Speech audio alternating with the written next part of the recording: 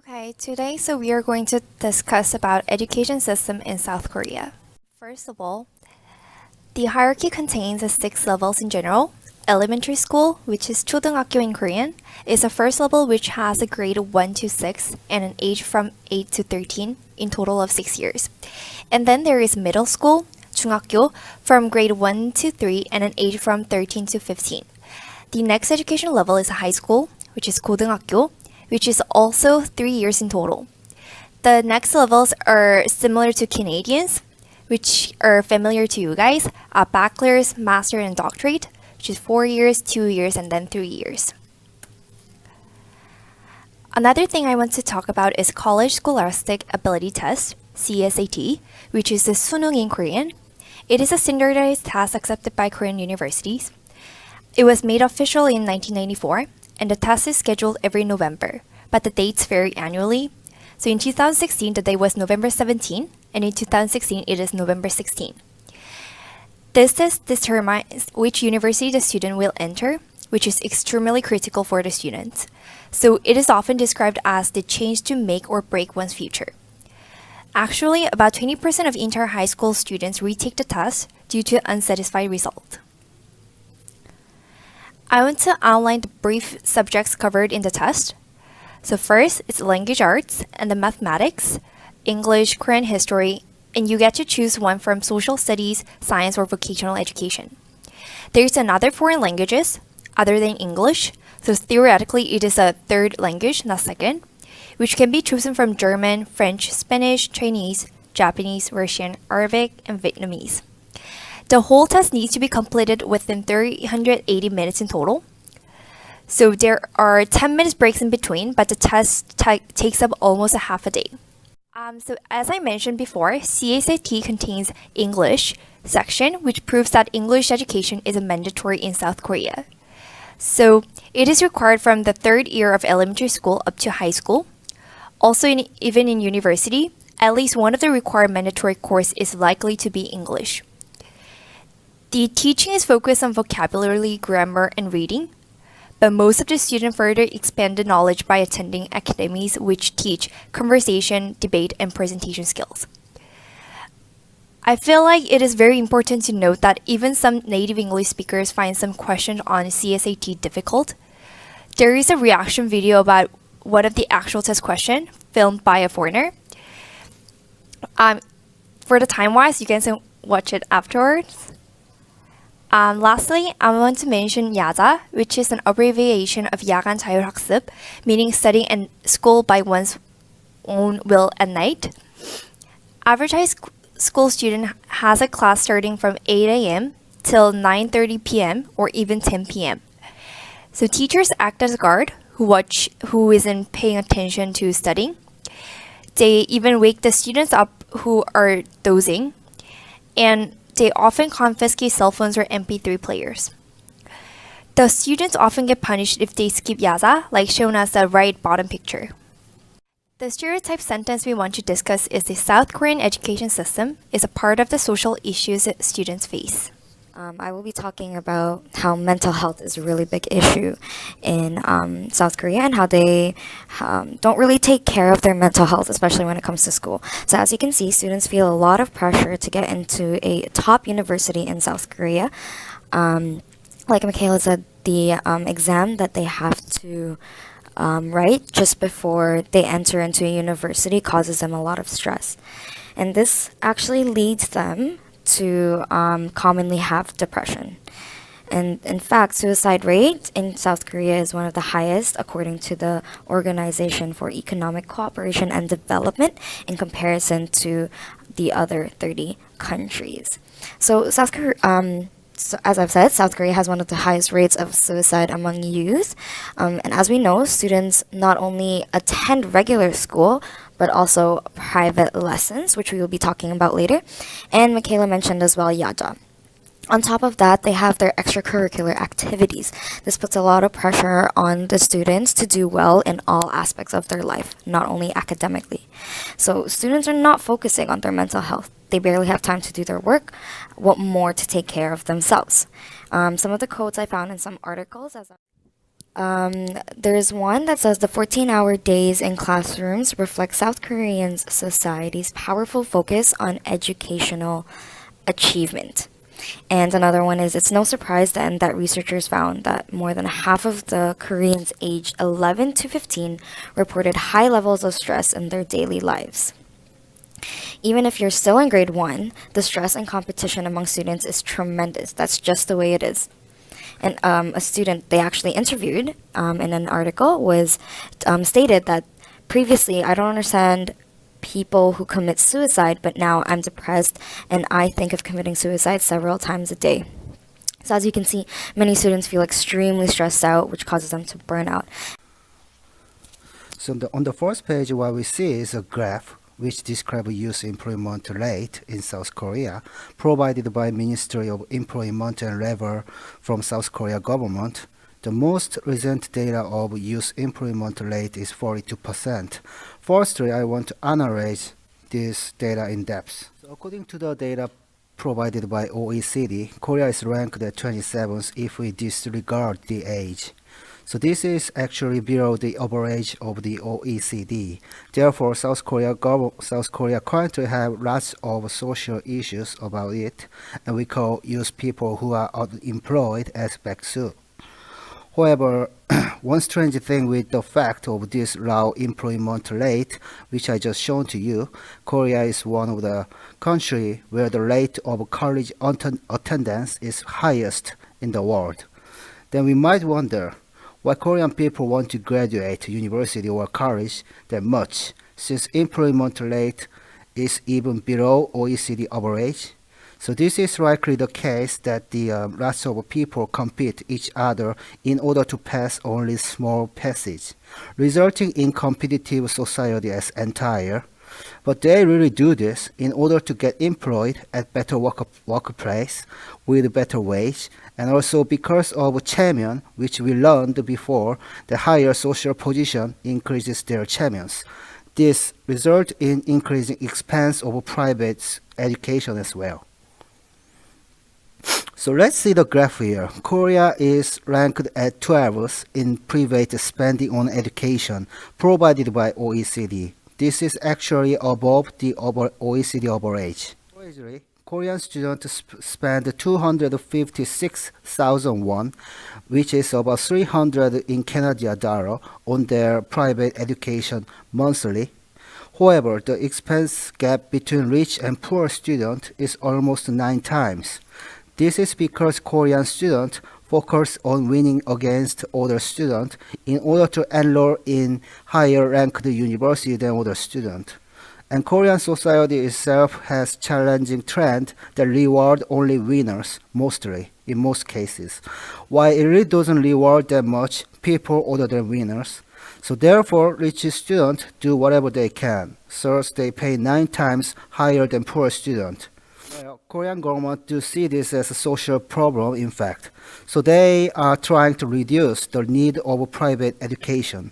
One noticeable policy they made is relating EBS, which is the public broadcaster which provides educational lecture video on their regular TV channel for free, to the question in Suneung test, which is college entrance exam in South Korea. Therefore, students doesn't only need to go and spend the time for their private education, but they can just watch the lecture video on TV at home. Also, they are trying to make a Suneung test easier. According to the resource provided as a link below, a Suneung test has become actually easier than it was 22 years ago, because lots of efforts are made by its government. Relating it back to what we think are very pressing issues in South Korea in the education system, and one of them is pressure from parents. And we see a lot of Korean dramas actually talk about this issue, and it's surprising to see how much pressure these students get from their parents, and parents don't even realize that they're pushing their daughter or their son into really bad either habits or really suffering from their mental health. And so we can see here from different dramas. One of them is Cheer Up, or some people call it Sassy Go-Go, or Heartstrings, and School 2013. And in each of these, in each of these dramas, there's different components that students felt pressure from their parents. And so one of them, the character Jisoo, he's the guy in this picture right here. His father is extremely abusive when his son does not get good grades, therefore has attempted suicide more than once. And in this picture, actually, both of these characters were about to commit suicide because of the pressure that they felt from their parents. The other girl, her name is Chae Soo-bin. She felt pressure from her mother to be able to get into an Ivy League school. So the mother does everything she can to get her into a top school. Another example would be a character from Heartstrings, and her name is Han Hee-ju, this girl right here. She actually attended an art school, and the mom wanted her to be the best, so she wanted her to be the lead. And to be the lead in the play, she became anorexic because her mom pressured her into being the best. So we can see here how that has affected her mental health as well. And for School 2013, there was a character where she wanted her son to not be associated with bad influences, she would say, or disabled classmates. And because she had a lot of power with convincing the principal to kick certain teachers out, you can see that not only do parents pressure their kids, but they also pressure other people of authority just so that they make sure that their kid gets the best education. So although it's dramas, you can see how much pressure parents put on their children, enough to do certain things that will give them the best quality education.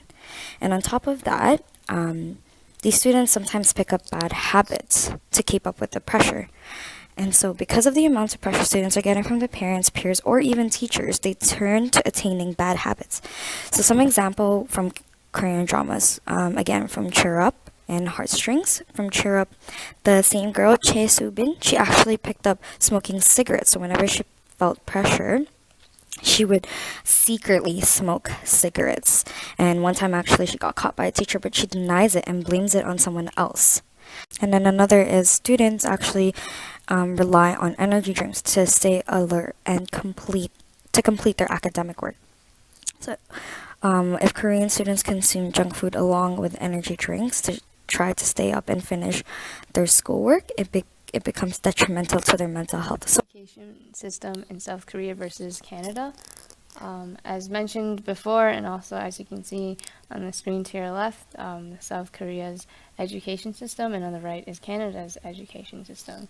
So in Canada, the education system starts in kindergarten, grade JK and SK, ages 4 to 5, and it is for 2 years.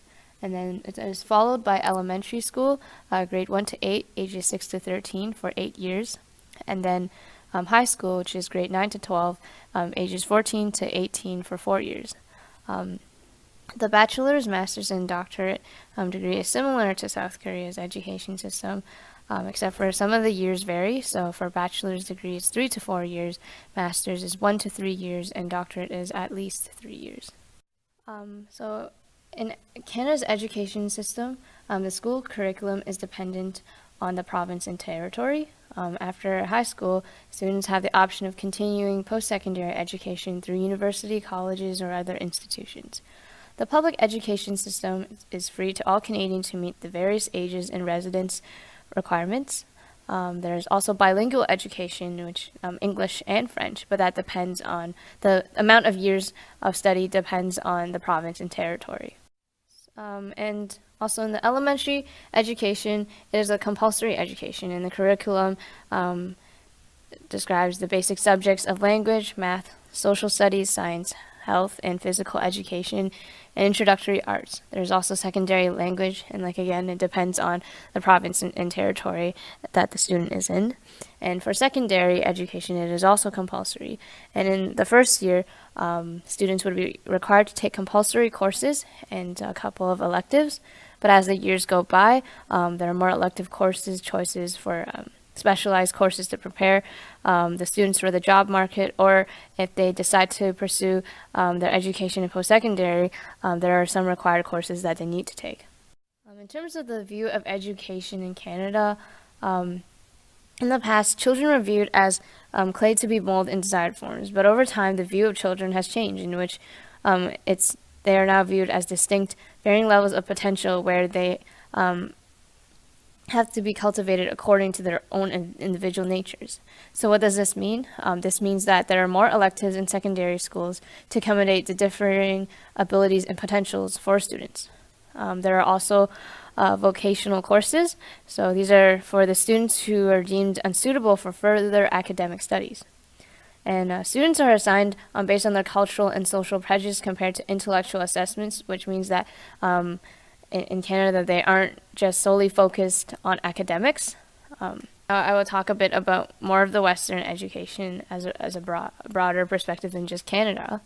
But in the Western education, they include children with special needs and physical disabilities, so they would be allowed to study with other peers. So this is different in the East, where children with special education needs may be supported separately, because in the Western education, the core principle of equity is that they include everyone as part of the educational system.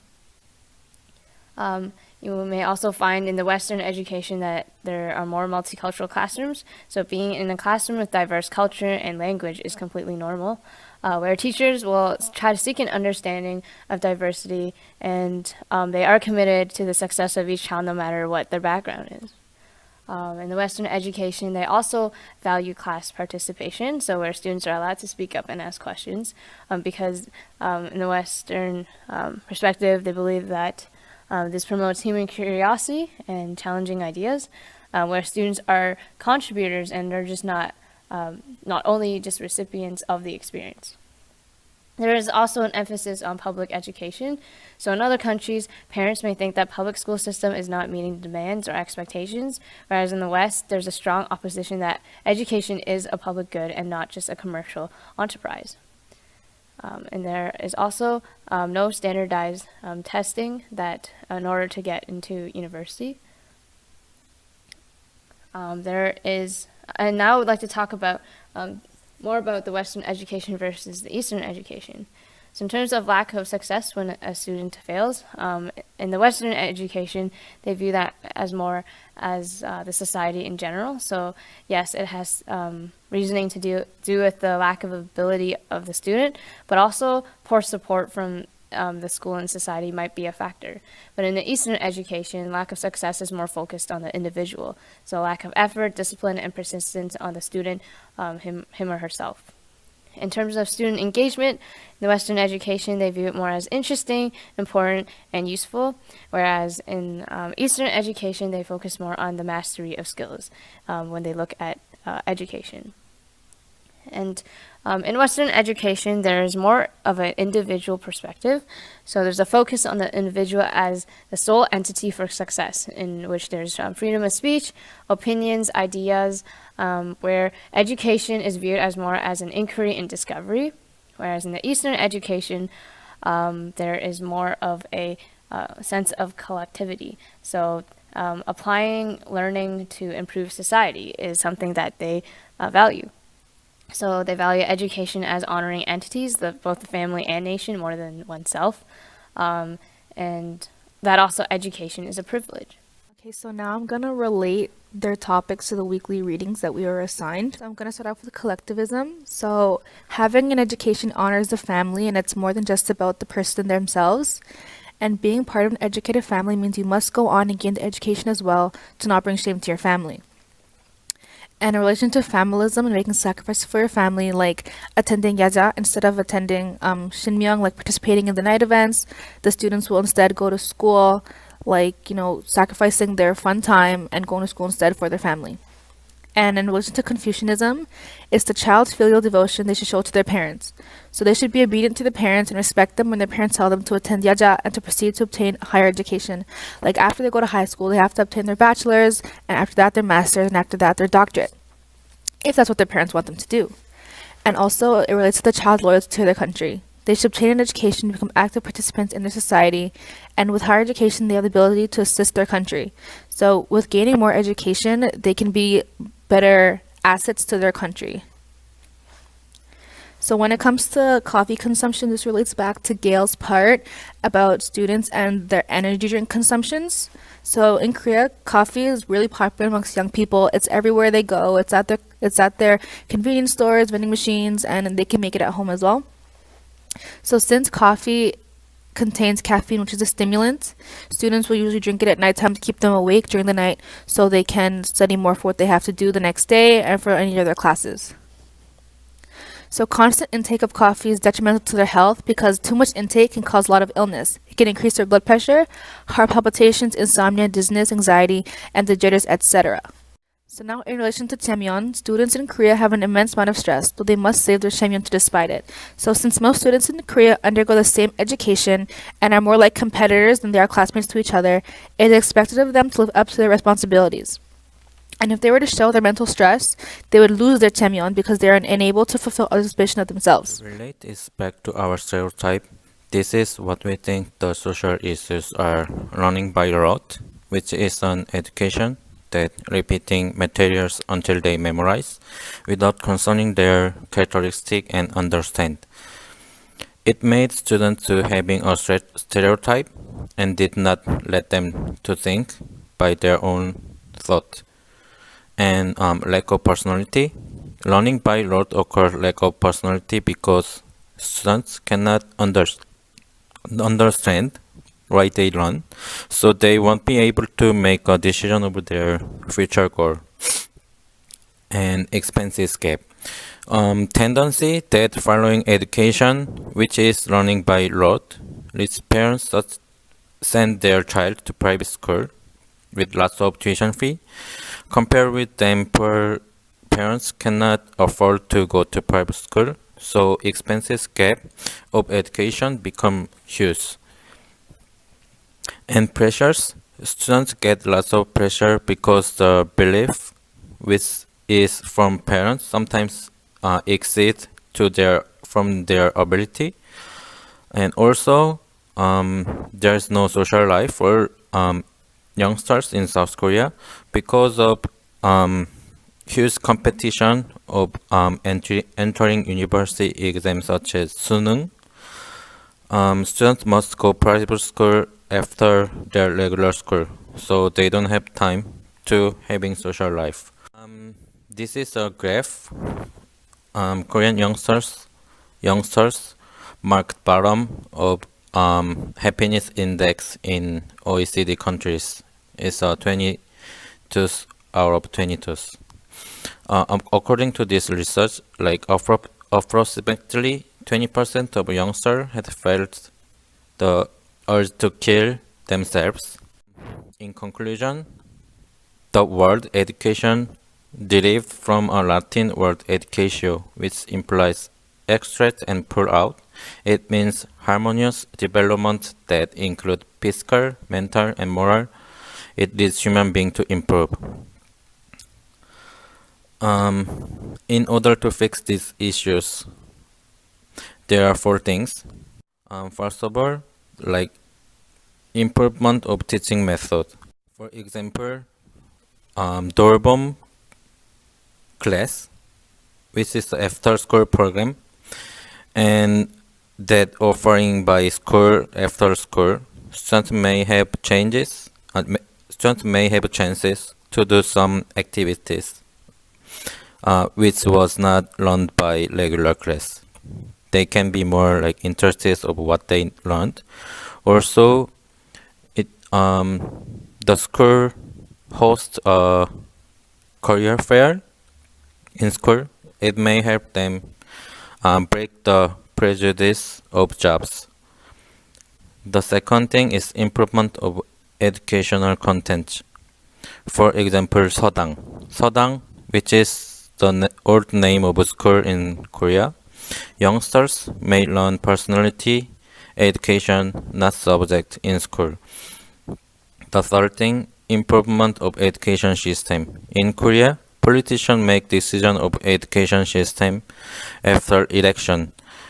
If politicians are changed, education system also will change. So we need to settle the education system by education experts not politicians. The last thing is prevention of private education.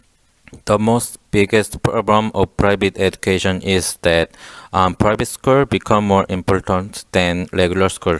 It is directly connected to entering university exam called Sunung. Many youngsters of South Korea, they study in private school and playing in regular school because regular school's teaching materials are not enough to having Sunung.